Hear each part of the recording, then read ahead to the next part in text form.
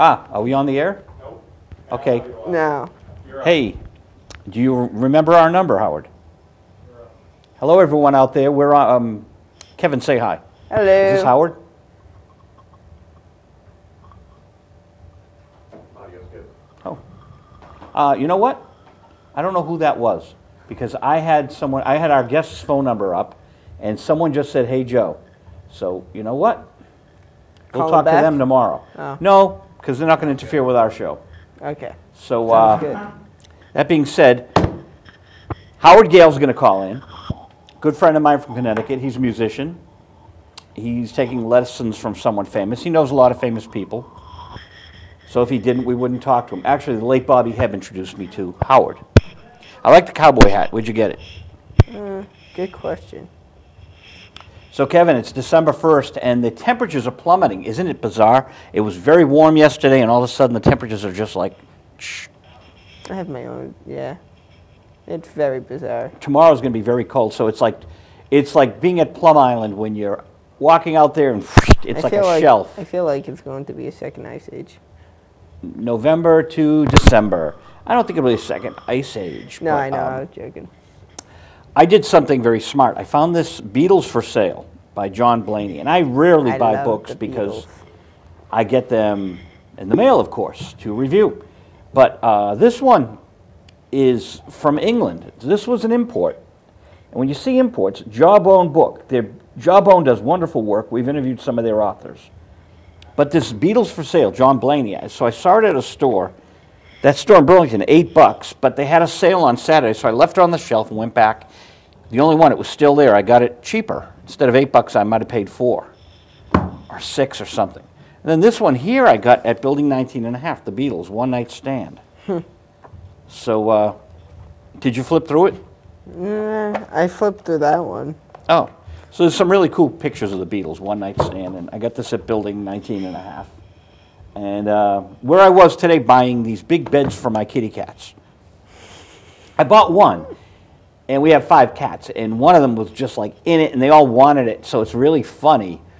They would take turns being in this like really cool, like kitty house, you know, the beds they have for them. So I bought a bunch of them today, and I got them all over the place, so they all can like play hopscotch with their little cool bedding. You know, they like different things to keep them amused. I swear my cat's sneaking catnip. Oh, I haven't given them any in a while. I got a friend of mine gave me a big bucket. You know what they do to cats? What? Catnip? What does it do? It's like a drug for them. It is, isn't it? It really is. When I gave my old cat catnip once, he was all over the wall. He was jumping up here, there, and way down there. You know, it was pretty funny. It's fun. It is fun to do that. We're going to talk to Frank Dell'Estrito later at the end of the show, of course, about Hercules and the Moon Men. Or Hercules Goes to the Moon. Hercules. This is the first time we've been on in 2 weeks because last week we were totally preempted for the Thanksgiving special, which I didn't expect. I was going to play Dr. Claudia, who was on my show in Stoneham, because we've renovated people. Let me give them the good news. Isn't that room beautiful? Oh, Dave Gauthier, best ED. The equipment room's totally renovated. So we have mobile cameras up right now. Boom and boom. So the big monitor is, and I have a little monitor right here. It's very odd. It's strange Portable. visual radio tonight. December 1st, 2011. We'll be talking to Howard Gale, Frank Dell'Estrito, Kevin Russo. My co-host is with me tonight. And so Saturday night, I sent you a Facebook that I was going up to the Showcase Cinemas. Yes, you did. And there were 2 movies, the Tower Heist, and I mean the movie's coming out. I haven't even gone to the freebies in Boston. So there was Tower Heist with Eddie Murphy and Breaking Dawn. So I figured, okay. I went up to the counter and I said, what do you think? She goes, Tower Heist is a comedy. I said, okay. I thought it might be like Towering Inferno or something, but a comedy. If it were more like the A-Team, I would have went to it. But comedy, I opted for Breaking Dawn. You know, there were some good moments in it, the werewolf moments. It was too much of a chick flick for the most part, was like the wedding. First, it was the wedding. See, Twilight does nothing. Well, there's 4 of them, and I saw the first one. The first one's a good movie. I mean... Did you see the first one? I've got to say, I couldn't watch... You know, the first one was okay. First one was a good vampire movie. But when it came to the second and the third... I missed them. For the second one, and the third... Well, mostly the third one. Eclipse and Full Moon or something. The problem is, with the second one and the third one, actually, no. Just for the second one, just abs. Abs. Abs. Abs. Nothing but abs. And then... Well, they get the teens market, right? This werewolf comes up, but, you know, that vampire's already, you know, likes, you know, her and the vampire. Right. The werewolf likes Bella. But, you know, here's the problem. But Bella starts going out with real double-edged sword. What is this? Let's find out who this is. Strange. Hello. Call. Yes. Boston, I'm in the middle of a TV show. Do you want to call in? We're on the air. 781. Got a pen? Boston's calling from Hawaii. Not actually from Hawaii. 781 721 781 721 0137. Yep. Yeah, call right now. Bye. So he's my stepson. He's calling in. He's Joe LaRocca's age. I met his mother when he was 3. So this is very exciting. Boston O'Donohue is calling in. So, yeah. So like I said, it's mostly, you know, all drama and all that. So I kind of felt like it was too, like, one girl's, you know, going out with this guy, but the other guy, the werewolf, wants to go out with her, so.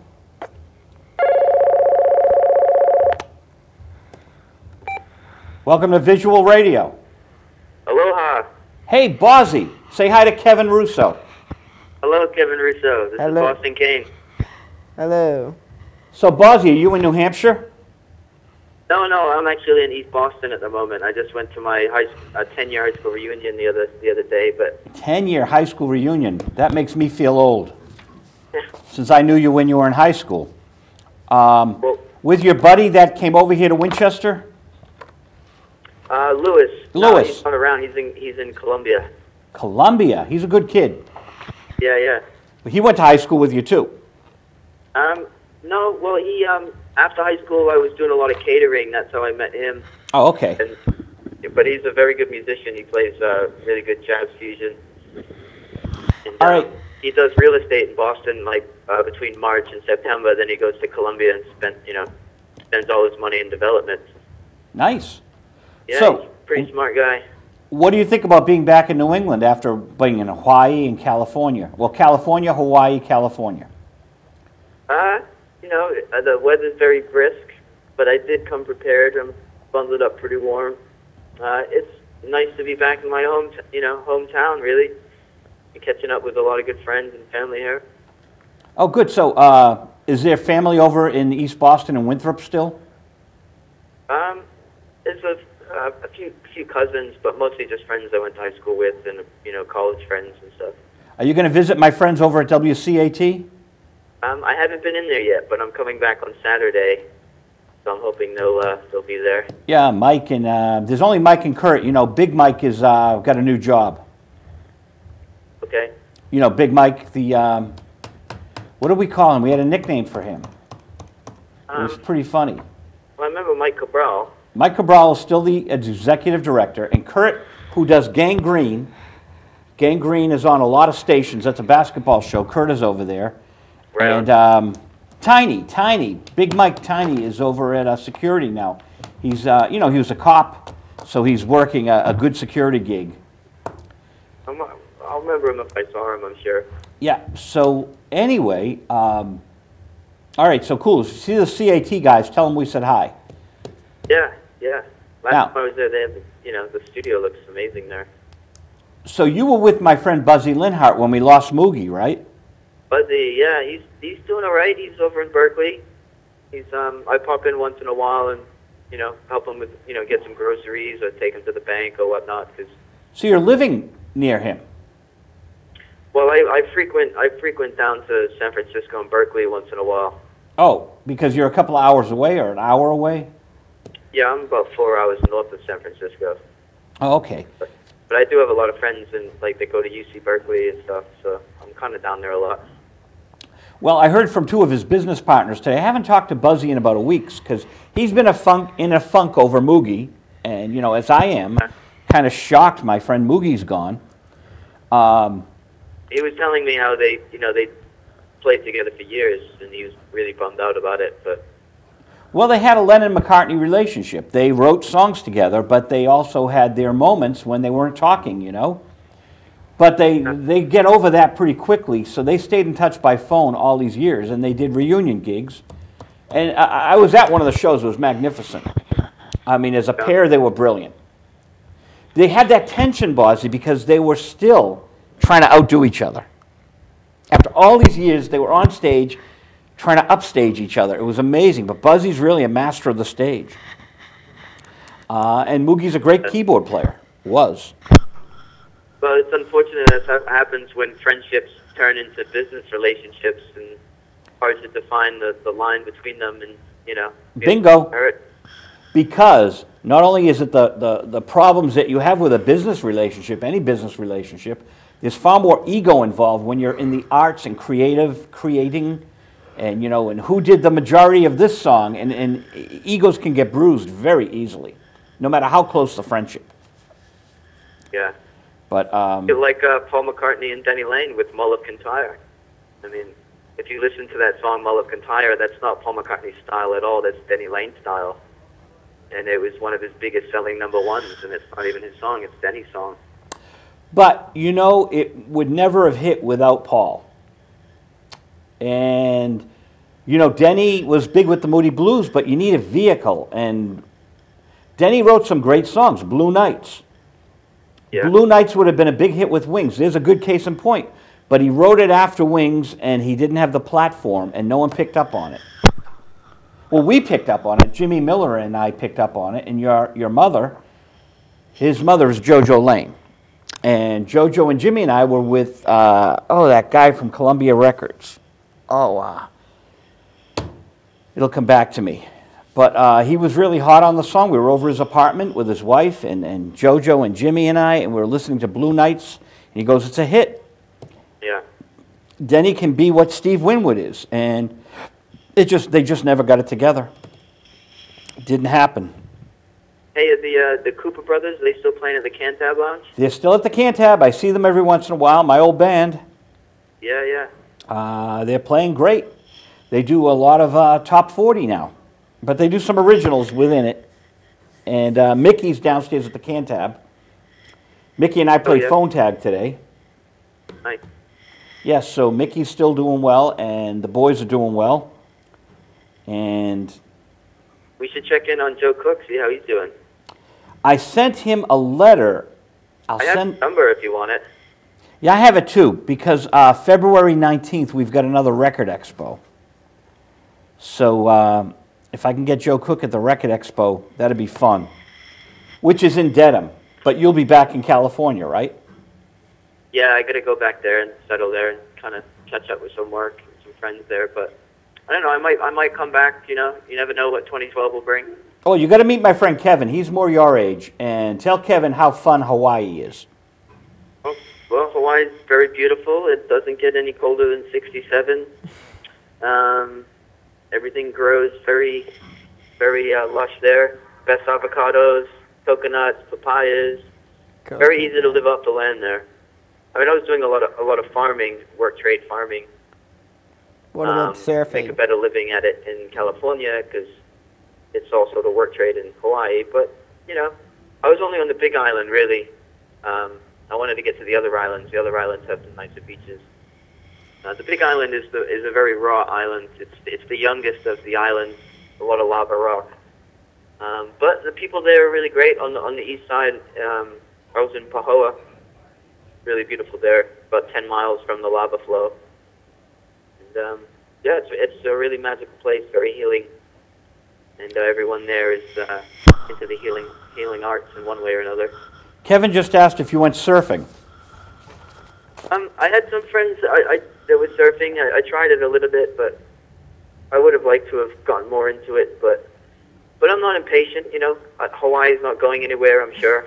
I know I'll go back. Oh, good. You know? Boy, I'm impressed, and I'm proud of you, Bozzy, that you've been a man of the world and you've been able to, you know, visit these different areas. I was settled in London, you know, got married, and then was trying to settle, and obviously that didn't work out. People were saying, you're young, you should travel, and I finally just hit the road. Now I'm doing it, and I'm happy I did it. Now I want to settle down again, so I don't know. Now, you had a girlfriend after your marriage, Susanna? Susanna, yeah, she was Ukrainian. She's Ukrainian. She's an actress, too. Yeah, she's done a lot on the BBC. She's on Doctor Who and some other programs there. Yeah, I think she's still doing some work for the BBC. She was a page 3 topless model in the 80s. She did a lot of page 3 topless modeling for them. Page 3 was in the 3rd page of the newspaper in England. Mm-hmm. The women have no shirts on. Every day they have a hottie that's topless. And your girlfriend did, I mean, she's a friend of mine. I did not know she took her top off. I'm ashamed for her. I will send her a note chastising her tonight. Great. She's a great woman. We're still in touch. We talk a lot. You know, we're still really, really great friends. Well, thank you for introducing me to her. Well, you kind of didn't, but you did because you were dating her. So she reached out to me. I'm the wicked stepfather. So, but she's nice. I like her. Yeah, I have to approve of his women. You'll have to Skype her somehow. She likes to. Yeah. So, you should interact with some Skyping on your show. See if you can get that working. Well, there's something in the works, but we have all new equipment in here, and we'll reveal it down the road. We have some plans. Skyping on the show is in the process. But right now, Bozzy, I'm sitting on so many shows. We're working on the best of visual radio. We've been working on that, and I got a hard drive in there getting my shows collected, so we're having fun. You got to come over to the station again sometime. Yeah, I feel like, you know, because I took a break from the media and doing sound and video for a while, sort of just been letting the technology catch up with itself, and then I'll jump back in pretty soon. Are you going to go see the Coopers tomorrow? The what? The Cooper brothers. Are they playing on Friday or Saturday? They play on Friday and Saturday. Okay. I'm having dinner tomorrow with a friend, but maybe Saturday I might try and check them out. So how long are you here? I'm leaving probably on the 9th or the 10th. All right. I have to go to New Hampshire next week for 2 or 3 days. Yeah, of course, understood. Did you tell your grandmother I said hi? I did, yes. And hello? Did she say hello back? She did. She's doing okay, you know. I'm mailing her a Christmas card. We don't want to give her address out, but is she going to be in New Hampshire or Danvers? I'll have to give you her address. I don't actually have it because she's actually living in a home now. She only comes out once in a while, but she'd appreciate it if you sent. Oh yeah, no, I love her, and we were corresponding for a while. Oh, she's not at the house in Danvers anymore. No, she kind of in a nutshell that she just wasn't able to really take care of herself, so she needs that sort of help now. Yeah. But she has, you know, she's not Alzheimer's. She can hold conversations and reminisce about stuff, so that's good. Now, you know I have a Denny Lane concert. Well, I have a Wings concert that I was at in Boston, and I played it for your mother. I'm sure I made her a copy. And Denny says hello to his mother-in-law and she's in the audience that night that I was there. Nice. So like 20 years before we met, she was at this show.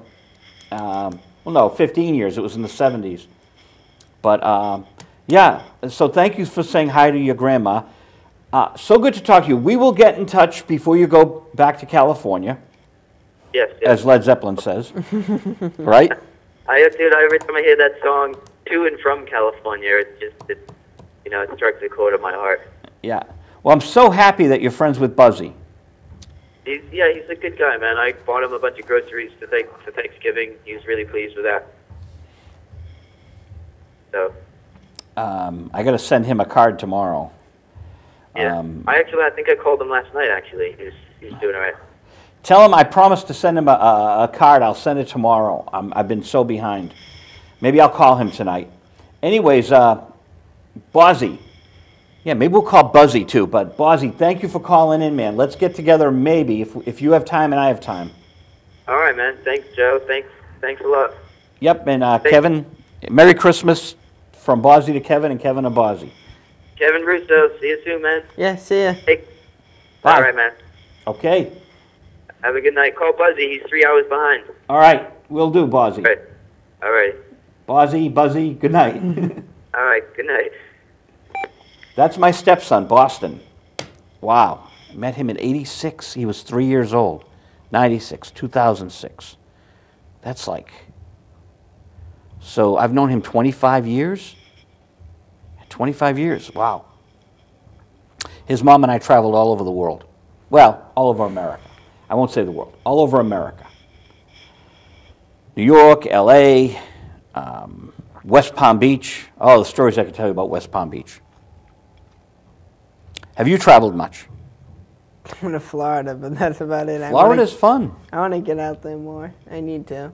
Yeah, it's, Boston is, he's, Hawaii. I was like, Bozzy in Hawaii because, I know the girlfriend, the actress, was very serious about Bozzy, but Bozzy wanted to travel. And he'd just been in this, like, marriage. When we lost JoJo, his mother, he was just married. So I met the wife, during this whole sad thing of losing his mom, JoJo Lane. And then they got divorced, and then he met Susanna, and Susanna is good friends with me now. But he was in the marriage, and then he wanted to travel, and Susanna has to do her thing in England. But I'm glad they're keeping in touch, and that's a little bit of my life. That's people that I know. So there. Yeah. Awesome. Right on. So we were talking about Twilight. So what movie did you see recently? Recently, Jack and Jill. Did you? Yes, with Adam Sandler, my hero. Who? Adam Sandler. Okay, so what's Jack and Jill about? Because I'm not an Adam Sandler fan. He's okay. Well, some of the actors were on another show that Adam Sandler played on called Chuck and Larry. Oh, right. So the kid with the couple of kids were on it. But it was Adam Sandler and pretty much his sister. His what? His sister. Okay. Meeting up, but he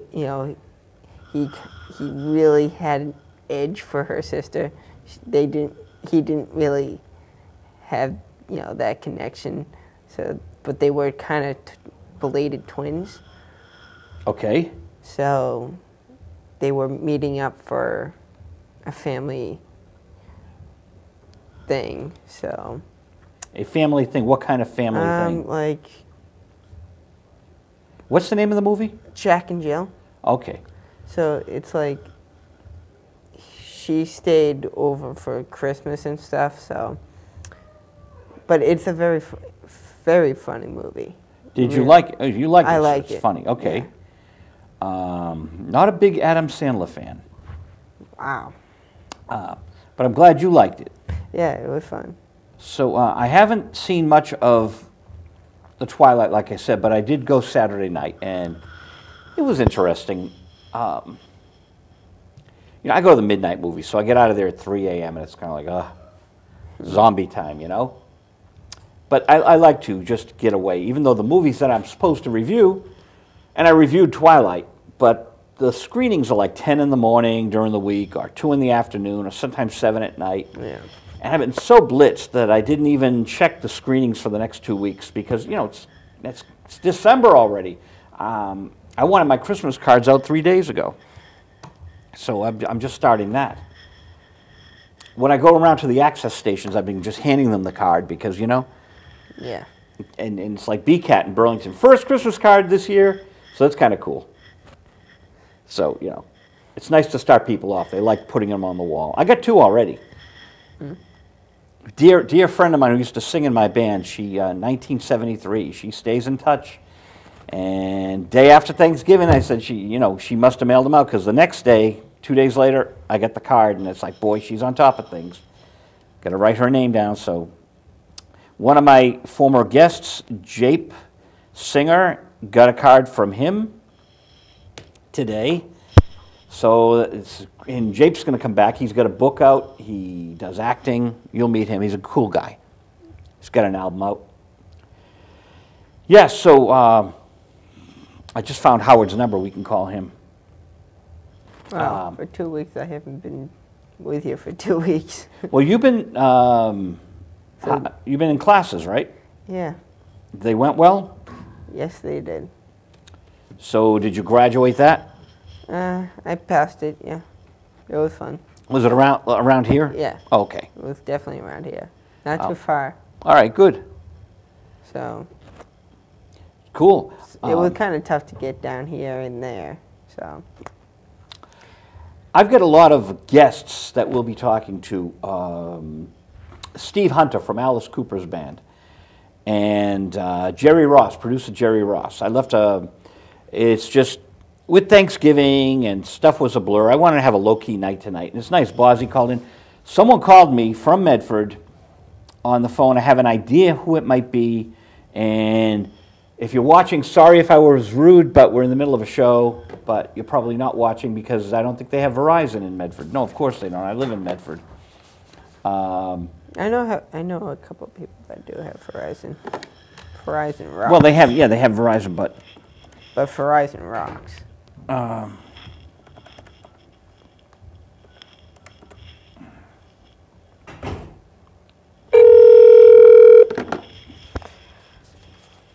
Let's hope this is the right number. That would be embarrassing. Oh. Hey, Joe. Hey, Howard, did you, sorry about the delay. I turned into a coward. Oh, do you want to hang up then? Yeah, I'm not going to be, I won't be a good subject tonight. All right, well, Howard, anyways, Howard's a guitar player, and he's a dear friend of mine, and we'll talk again soon. Hey, Joe, I'll get you later. All right, thanks, Howard. Wow. He wanted to be on the show, and then that's funny, he chickened out. That's cool. He's a really good guy. He played with Peter Noon of Herman's Hermits, not in the band, but he just guest starred with them one night at the Mohegan Sun.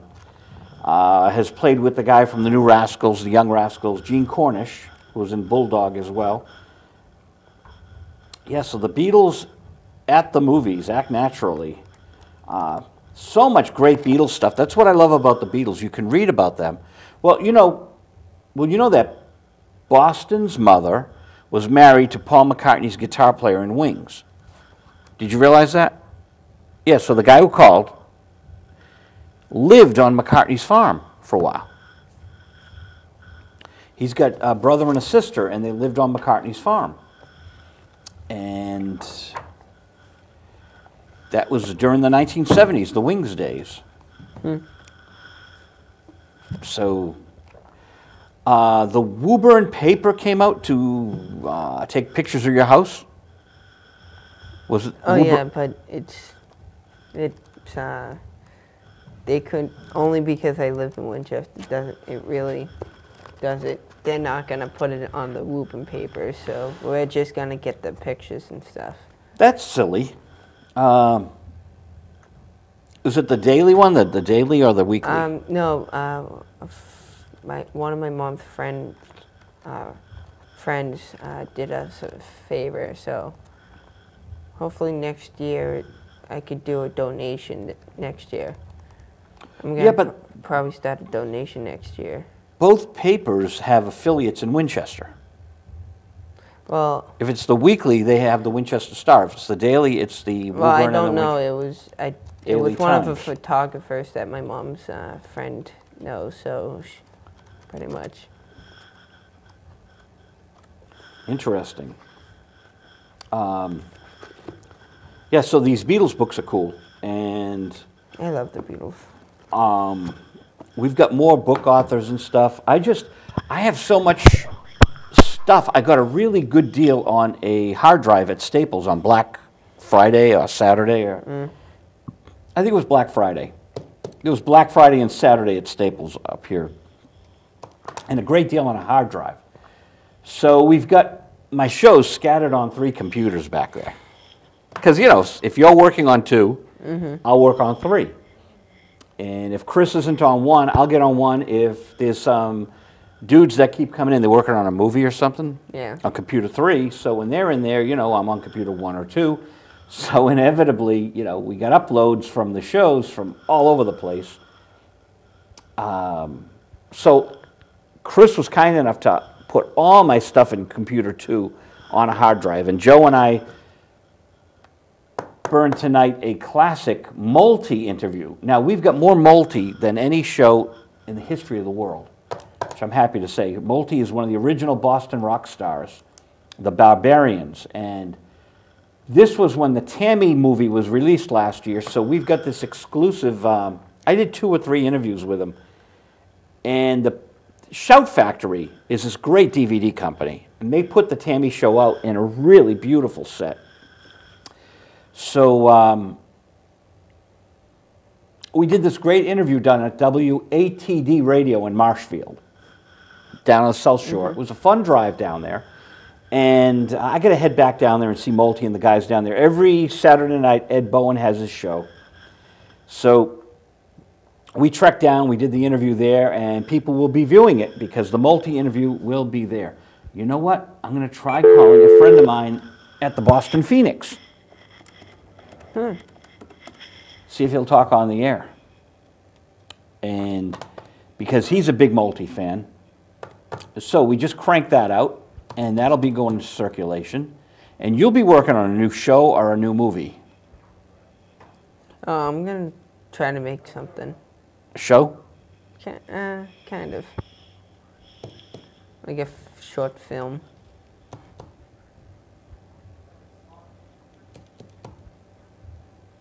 Oh, you know what? I'm going to call him back and put his voicemail on the air. That's what I'm going to do. Yeah, let's do that. Why, something special? No, I have not been able to talk to this very good friend of mine for ages. And we're going to put him on the air. I mean, he could pick up this time. Because he works strange hours, and I work strange hours. And I just sent him a really cool package of autographs. Hi, this is David Bieber. I'm not available right now. If you leave a message, I'll give you a call back immediately. Hang up or stay on the line for more options, further options. Hey, David, you're live on the air. Well, your voicemail's live on the air on our show tonight. And want to know that you got your autographs. So Kevin Russo, my co-host, says hi and happy holidays. If you were there, we'd put you on the air, and that rhymes. Yeah. So Frank Delastrudo will be coming up in 10 minutes. Kevin and I are going to have some fun talking about movies. I haven't seen Joe LaRocca do a movie lately, but they're reconstructing. Isn't that cool? I didn't see that thing.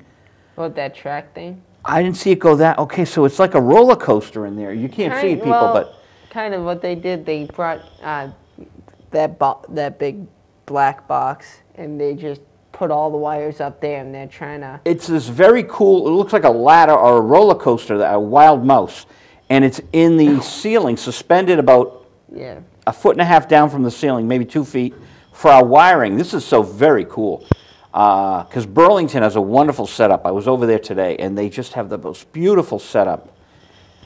And we're going to have a situation much like Burlington. Anyone who's been in our control room, the control room is now against the wall. Dave Gauthier has really had a beautiful vision for this place. Oh, yeah. The old fun house that we had here is now gone. It's now an office and an equipment room, and The old equipment room is now our edit suites, so it makes a lot more sense. Yeah. And it's just beautiful. WinCam has always been a great studio, and it is now emerging even better with new equipment. Everything is just very organized. It's new 2012. And yeah, 2012 is coming up. Oh. And Visual Radio 2012 is going to be a little bit different and a lot more fun. And we're going to launch it all with the best of Visual Radio. I have theories about that. Huh? I have theories about What's your theory? What's your theory about 2012? The Mayan theory? Is it your theory or someone else's theory? No, it's mostly, you know, I'm not saying the whole Earth is just going boom. It's like the way that the economy is now. You know, we might be in a like Armageddon situation.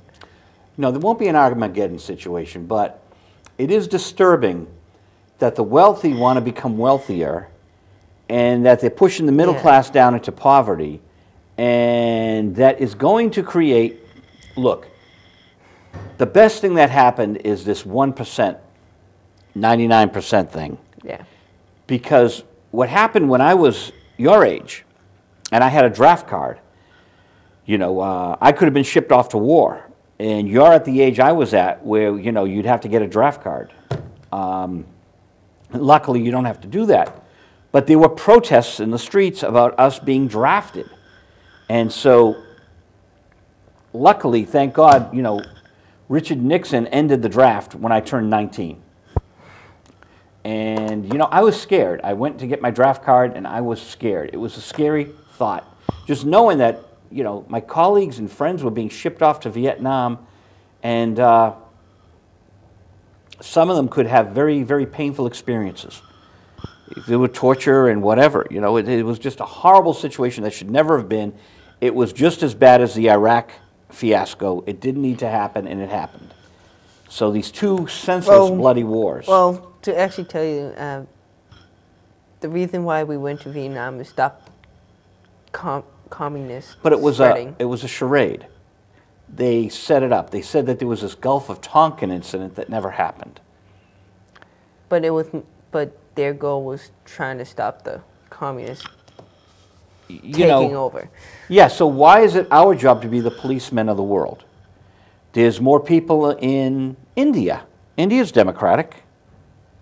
You've got 1 billion people in India, so why can't you have the majority of people from India and some Americans, but not that it's always on America, which is a young country of what, you know, 1776. So, you know, bicentennial plus 35, right? 235 years old. Is that what we are this year?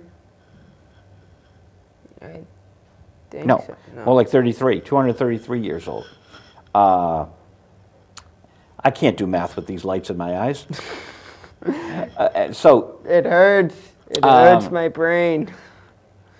I can deal with it, but that being said, if we took all the resources of the Iraq and Afghanistan war and put them towards American infrastructure, and I'm talking about serious infrastructure where you take things like tires, you got mountains of tires, used tires, and if we built earthquake-proof subterranean cities, not only on land but in the sea, just doing fascinating things with our world, we would be so much better off. But our infrastructure is weak. We have problems because we're the policemen of the world, and you've got this whole new world order, which is just insanity, and I can't wrap my brain around it. And so you're saying if we build on seas? Well, build undersea, build but on the sea. Wouldn't there be another problem to that situation? Tsunamis? That and if, pretty much. No, what I'm talking about building is like a dome underwater. Like a dome is cool, like in James Bond. No, like in Star Wars Episode 1. Sure. Kind of like that. Then won't you have to worry about water coming in the dome? What I was thinking of was taking these used materials, like we had the Plastic Ocean fellow on, and there are 5 of these plastic oceans. So you start there, you start building where this plastic is, and so you start building a resource there. Right in the ocean, you build a platform where you can start recycling this and building, start with a dome. But what I'm thinking of is more like taking the used plastics and rubber and finding a way to add to them. I don't know if it's concrete, whatever's going to last a very long time, and start fixing them into a very firm place where there probably won't be an earthquake, which you can never tell. But starting in a very secure place and building subterranean. You know, they have this happening in mountainsides. Iron Mountain. Iron Mountain is where in New York they store a lot of valuable assets for people, and you pay a monthly storage fee, and your assets are in Iron Mountain. Doing an Iron Mountain situation, but here and reaching right under the sea, just directly. You know Deer Island in Winthrop, and they process the waste, and it goes out into the ocean. And we have the tunnels for cars. Similar things like that, building tunnels where people actually live. So you've got the tunnels that go to the Logan Airport, right? Yeah. Okay. Building tunnels like that that have a almost like a nuclear fallout shelter within these tunnels. So like a bunker, kind of. Well, I'm talking about an underground city with precautions so that you can escape the underground city. You can, you know, Like if vaults, there's a... like vaults. Taking the concept of these wonderful tunnels we have. You know, they've built a tunnel now through the Alps. So now traveling through Europe is a lot more efficient because a train is going right under the Alps, which is just totally amazing. And they've got the channel connecting France with England. This stuff is amazing. Now that we have that technology, instead of fighting wars, if we were building these tunnels and actually building cities under our infrastructure, and having them compatible with the buildings on top. So let's say that there is a 9/11 situation, all right, and a building gets attacked. Can you imagine if many of those people had access to underground escape? They wouldn't be exposed to all that stuff that was happening. Many more people could have been saved if they had a quick evacuation process. But when they're actually... Have you seen it on YouTube that they're building the towers twice as high? Well, that's great. With stronger metal and better, like even fire emergencies elevators that would function well in case of that. We have happens. the technology. We do. And it took something like that as a wake-up call. Unfortunately, it's just too much of a price